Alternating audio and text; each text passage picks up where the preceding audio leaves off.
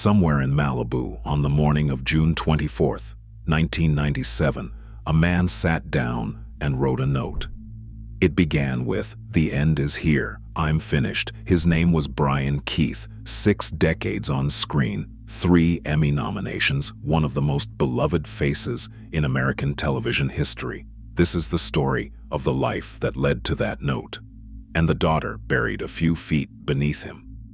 Brian Keith was born Robert Alba Keith in Bayonne, New Jersey, on November 14, 1921. His father was Robert Keith, a working actor who moved fluidly between Broadway, early television, and film throughout his career. His mother, Helena Shipman, performed on stage and radio. From the very beginning, this was a family that lived inside performance, not as an occasional interest, but as the organizing principle of daily life. Brian grew up on the road, trailing his parents through touring productions, watching rehearsals from the wings before he could read properly. By the time he was 3 years old, he had already appeared on film. The picture was called Pied Piper Malone. 1924, his father was in it. He walked in front of a Hollywood camera at age 3, and the industry would not see him again in a speaking role for nearly 3 decades. But then his parents divorced, and the road got harder. His father remarried to a Welsh stage actress named Peg Entwistle. She was talented and celebrated in New York theatrical circles. A young Betty Davis reportedly attended one of Entwistle's Broadway performances and told people afterwards that she wanted to be just like her. Entwistle came to Hollywood to make it in pictures. She appeared in one film, 13 Women, 1932, an RKO production alongside Myrna Loy and Irene Dunne. Her role was cut significantly before release, partly because the character she played was considered too daring for the era, as Peg portrayed a lesbian at a time when such roles were already drawing the attention of censors. Her contract was not renewed, and there is a detail in the marriage that most people overlook. When Peg discovered that Robert Keith had been married before and had deliberately hidden a 6-year-old son from her throughout their relationship, the marriage collapsed under the weight of that concealment. That hidden son was Brian. The woman who became the most famous tragedy in Hollywood sign history had been kept in the dark about his existence for the entire duration of her marriage to his father. On September 16, 1932, Peg Entwistle hiked up to the Hollywoodland sign and climbed the maintenance ladder to the top of the letter H. A hiker discovered her body 2 days later at the base of the sign. She was 24 years old. Brian Keith was 10. She left a note that read, "I am afraid I am a coward, and I am sorry for many things." It is worth pausing on that. The boy who would grow up to become one of television's most beloved father figures had already watched suicide claim someone close to him before he reached his teens. His grandmother on Long Island raised him after that. She taught him to read books well above his age level, a habit he carried quietly into adulthood. He graduated from East Rockaway High School in 1939. Hollywood could wait. The world had other plans for him first. The war found him in 1942. Brian Keith enlisted in the United States Marine Corps, and he was not given a quiet posting. He flew combat missions in the Pacific Theater as a rear-facing gunner aboard an SBD Dauntless, a scout and dive bomber designed for low-altitude attack runs over enemy positions. He was assigned to Marine Scout Bomber Squadron VMSB 243. The rear gunner sat backwards, watching the sky behind the aircraft, responsible for defending against enemy fighters coming in from behind. He could not see where the plane was going. He could only watch where it had been. He flew enough of those missions to earn the AIR Medal, a decoration awarded for acts of merit while participating in aerial flight. He was discharged in 1945 as a Sergeant E5. He came back with a body that had been shot at and a mind that had filed all of it away somewhere quiet. He was 23 years old when the war ended. Most of what he had seen he kept to himself for the rest of his life. He never wore the service as a badge or turned it into a story he told at parties, never leveraged it for sympathy or publicity. But people who worked alongside him consistently noted something that separated him from many actors of his generation: a settled, unshowy gravity, an ability to hold a scene without reaching for it, the stillness of a man who had been genuinely afraid and kept doing his job anyway. That quality proved impossible to manufacture and read perfectly on camera for the next 5 decades. He returned to a celebrating country, made his way to New York, and walked into Broadway auditions. He changed his name from Robert Keith Jr., his father's name, to Brian Keith, something entirely his own. He appeared in Mr. Roberts and The Moon is Blue, 2 of the post-war stage's most commercially successful productions. He was learning how to be still in front of an audience, and he was very good at it. By 1952, he was appearing on early television: Tales of Tomorrow, Police Story, Robert Montgomery Presents, The United States Steel Hour, anthology dramas that were still working out what the medium was supposed to be. He signed with Paramount Pictures as a contract player in 1953. But then, and this is the part that tends to get edited out of the story, it took a full decade of steady, unglamorous work before his name meant something to a wide audience. He appeared in westerns, crime pictures, adventure films. He was always convincing. He was rarely the name above the title. He did endorsement work during this period. In 1955, he appeared in a campaign for Camel cigarettes, a fact that would carry a particular grim weight 40 years later. That is not failure, that is patience. His first significant film role came in Arrowhead in 1953. In 1955, he starred in his own series, Crusader, playing a fictional journalist named Matt Anders fighting communism behind the Iron Curtain before the network canceled it. But it was the 1961 Disney production The Parent Trap that began shifting his public profile in a meaningful way, a film so successful and so enduring that Hollywood has remade it twice since. He played the father. He was always good at playing fathers, which may have had something to do with the fact that he was raising 7 children of his own. In 1966, he appeared in The Russians Are Coming. The Russians Are Coming, a Cold War comedy that became a genuine cultural event, earning 4 Academy Award nominations, including Best Picture. That same year, he took the role that would define the rest of his career. The show was called Family Affair. He played Bill Davis, a swinging Manhattan bachelor, a man of expense accounts and tailored suits, suddenly made legal guardian to 3 orphaned nieces and nephews after his brother's death. It was the kind of role that had traditionally gone to softer, more domesticated-looking men. Brian Keith was neither soft nor domesticated-looking. He was a Marine veteran with a jaw like a cliff face and a voice that could fill a room without raising it. He looked like a man who had formed strong opinions about the world long ago and had quietly stopped apologizing for any of them. But then, the audience loved him precisely for that. The warmth underneath the toughness was the entire point of the character, and Keith found it without straining. The show was exactly what the mid-1960s American family wanted to watch. A dependable, capable man who discovered that love was not a weakness. The show debuted in 1966 and ranked 15th in the Nielsen ratings in its very first season. It ran for 5 full seasons and 138 episodes. It earned him 3 Emmy nominations for Outstanding Continued Performance by an actor in a leading role. He never won. He became a household name anyway. The show created a character type, the gruff, reluctant, ultimately devoted male guardian that barely existed on American television before him, and that every similar role afterwards was quietly measured against.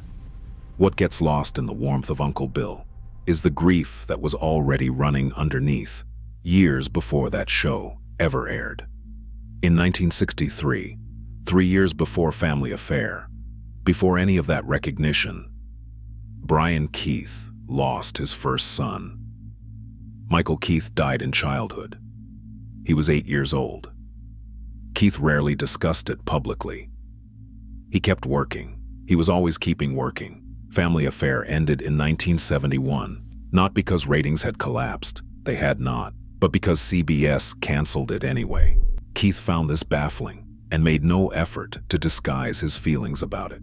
He had already demonstrated his willingness to push back against network pressure years earlier, when executives suggested he soften the content of his earlier series, The Westerner, to make it more appropriate for children. He told them, in his own words, to go fly a kite. He was not a man who bent easily. The 1970s brought more substantial work, The Wind and the Lion in 1975, in which he played President Theodore Roosevelt with enough physical authority and controlled presence that audiences largely forgot the performance was happening. The role required Keith to be both forceful and warmly comic at once. He managed it without apparent effort.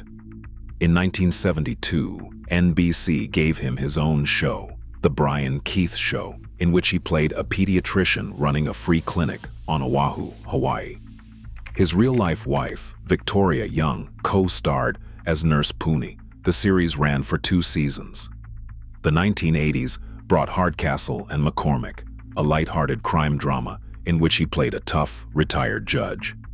Despite suffering an eye injury on set in 1983, he stayed on the show and later said he genuinely enjoyed it.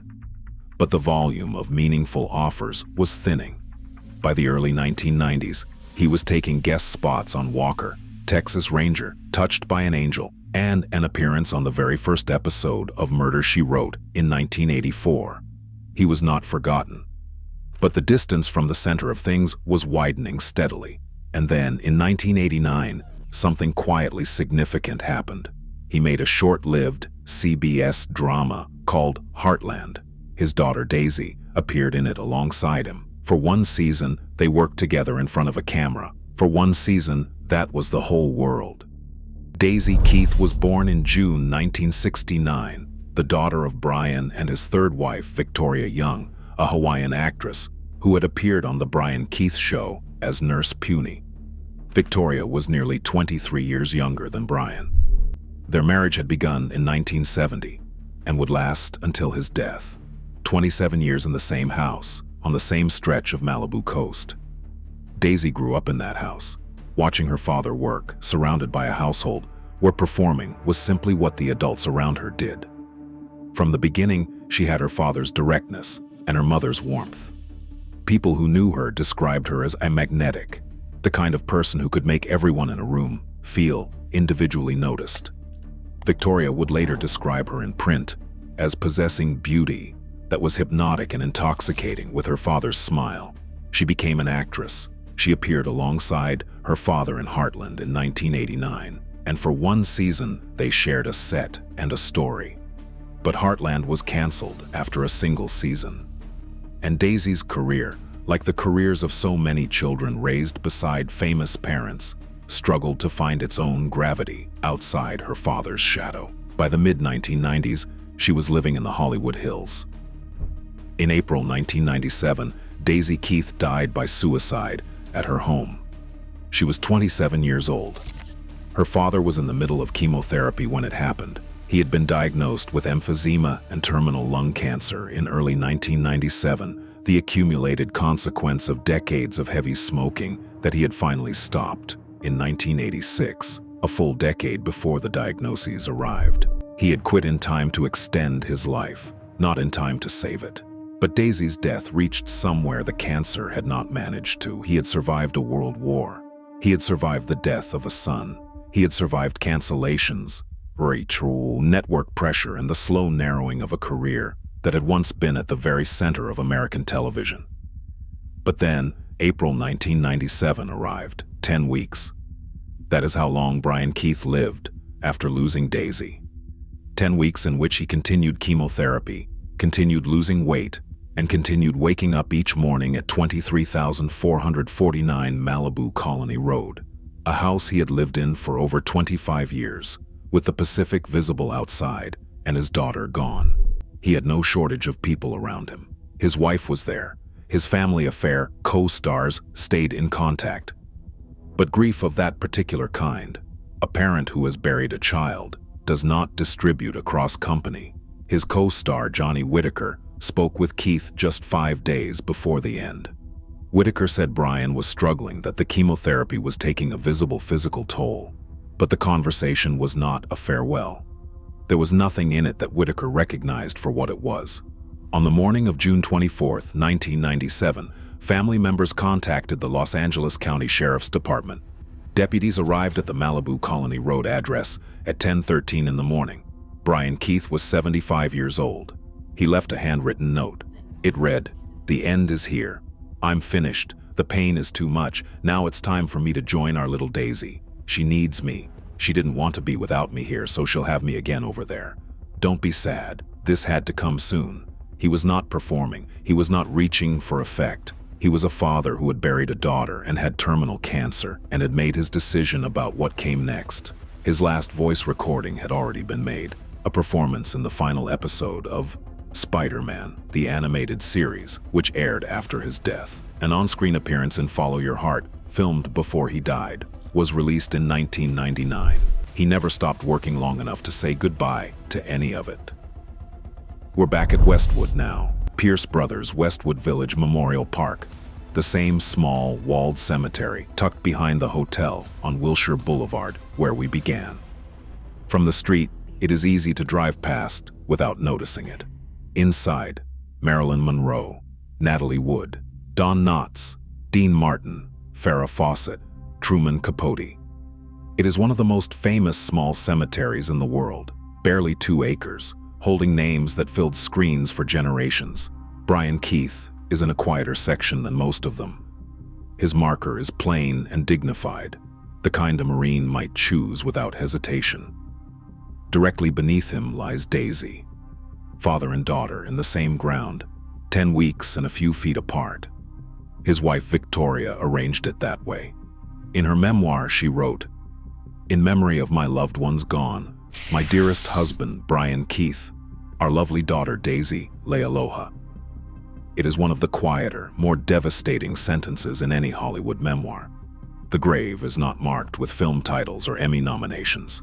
There is no mention of Uncle Bill. Just a father and his daughter, named together. On June 26, 2008, 11 years after his death, Brian Keith received a star on the Hollywood Walk of Fame. He was not there to see it. His Family Affair co-star, Kathy Garver, attended the ceremony. Kathy Garver, who had worked with Keith across 5 seasons of Family Affair and remained a close friend until his death, said the ceremony felt long overdue. The star was placed at 6241 Hollywood Boulevard. He never retired. He never said he was done. He never held a press conference to announce that he had given everything he had to give. He just ran out of time before the industry got around to honoring him while he was still in it. What this walk leaves you with, standing at that plain stone in Westwood, is something harder to name than sadness. It is the weight of a life in which loss arrived so early and so persistently that you almost lose count. A stepmother gone from the Hollywood sign before he was 11. A son gone before he was famous. A daughter gone in the final months of his life. And a man who flew combat missions over the Pacific, built a 6-decade career entirely on his own terms, and still could not find a way through the last 10 weeks.